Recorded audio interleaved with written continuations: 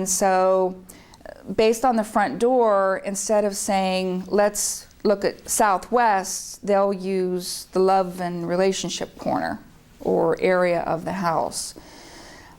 There are some similarities, but it's just kind of like a generic, this is your love corner, put red, pinks, and purples, rose quartz, and hearts, you know, kind of thing. Where, as you know, southwest this year needs moving metal. So red, pinks, and purple are fire. Well, fire is not a good thing to have in the southwest this year. You know, it can actually exacerbate or worsen the situation. So again, for me, being more finite has, I'm a walking miracle. I'm literally, I swear that one of the, well, first of all, it's because the Lord still wants me here, but it's following Feng Shui that has changed my life and Temmie's and other people's. So does that answer your question? Yeah, the generic remedies, I mean, they're great if you're kind of looking for that give me a quick and fast kind of thing that I can do it once and never have to deal with it again, but that's not life. So you're saying every year we're going to have to change things in our homes according to what period it's in and the different elements that's coming up the number? I do, and it works. Now, is it a major change? Typically not. Putting a clock, pendulum clock in the southwest isn't a big deal. Next year, that 5-star, it's going to go somewhere else. So you take the clock from this room and you put it in that room. Yes. You know? So when I work with a homeowner, and several of you, feel free to volunteer. We try to come, when it comes to new construction or even existing construction, and take kind of an approach that's workable. So if most of the remedies for any building are wood, as an example, well, wood is the color green. So we might use shades of green all through the house and then tweak it according to that year's energy. Does that help? Mm-hmm. Yeah, so it's not like, oh, I have to repaint this room every year. Not at all. I'm a real practical person, so I try to approach it very methodically. Path of least resistance, which is what Feng Shui is about. Feng Shui is about flow. So the flow out, which is usually our effort into the world, needs to be matched by flow in, getting some reward for our effort. You know, I'm getting older. I'm getting close to 60. You know, I want my life to be easier, not struggle. So yes, doing an annual remedy, you know, it does take some effort and it sure is worth it. You could still do the other things though, or not necessarily? Well, in the case of Southwest, I wouldn't be putting red, pinks, purples, and rose quartz there this year. So what I ask people to do is follow, you know, you've done the other thing, and now you're asking me for help. So give me a chance. You know, I want to support you in being successful. So let's work together and let's use this method. Then once we see the shift that you're looking for, because I'm known as the results lady, you know, once we see that you're getting the results that you want, then maybe start introducing it. And if you say, something shifted here, then get it out of there. So, yes.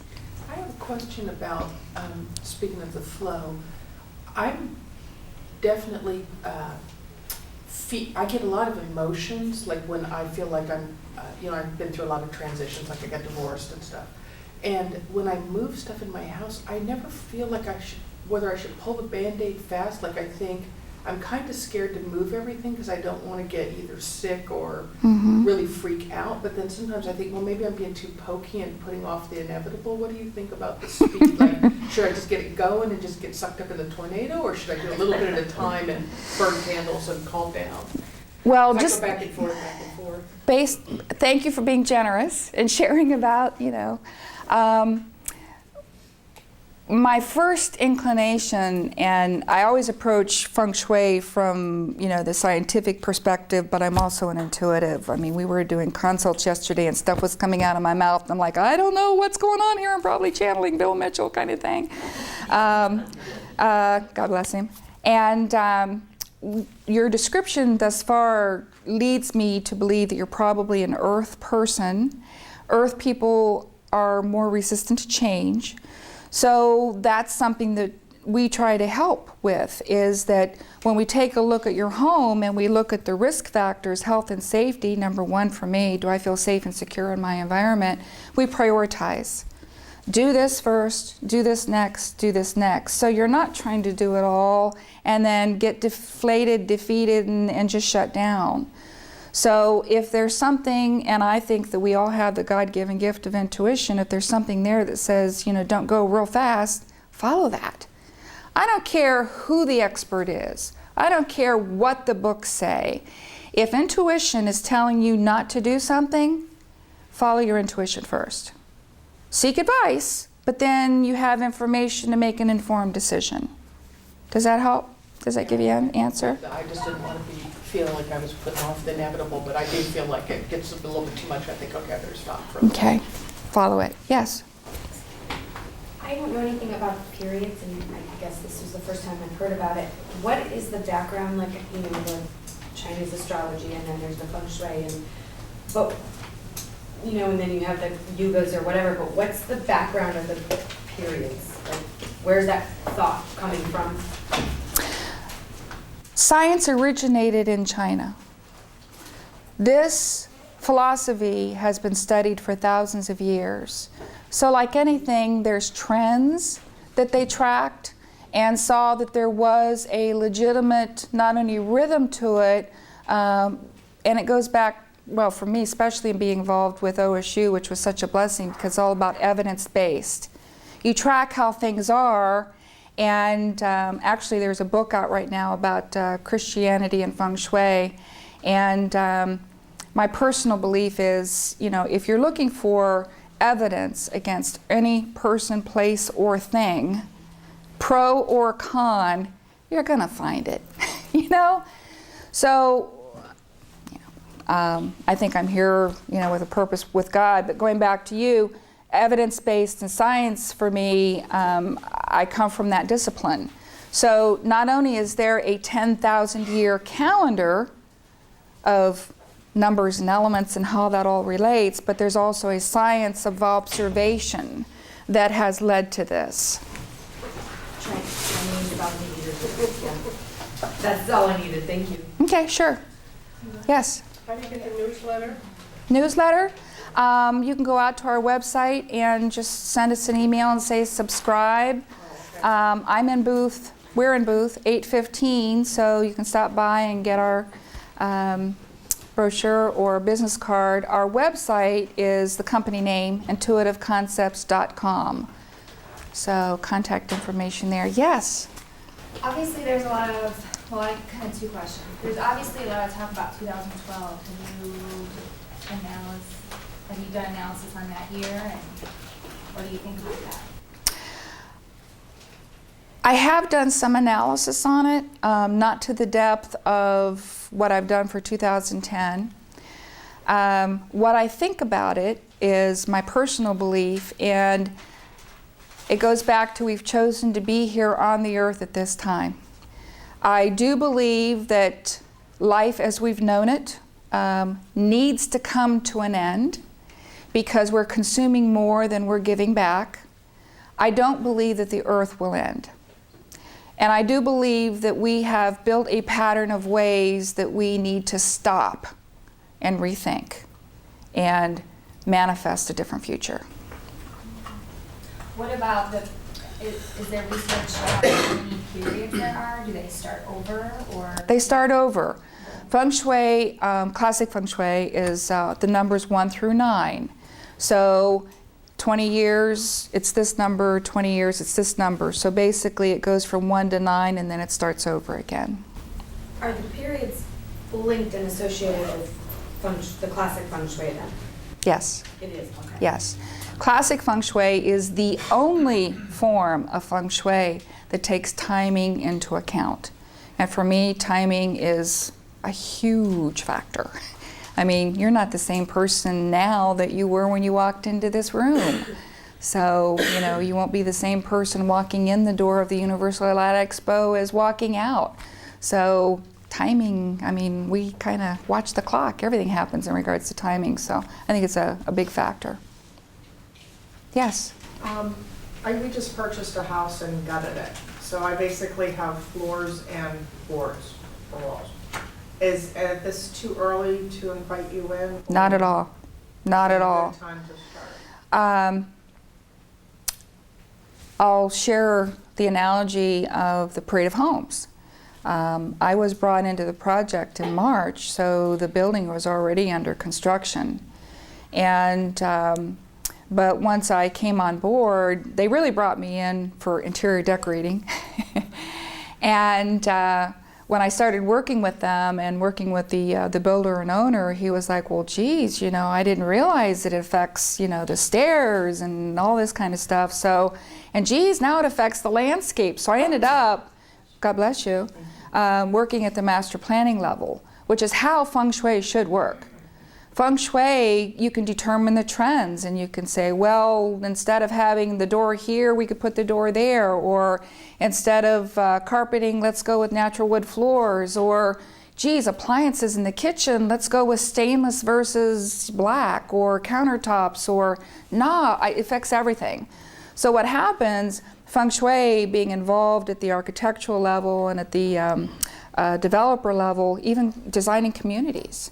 I mean, there's someone in this room that, you know, we've talked about designing a whole community in accordance to Feng Shui principles so that the roads complement what we're looking for and that the houses that are there are mostly Wang Sha, Wang Sui.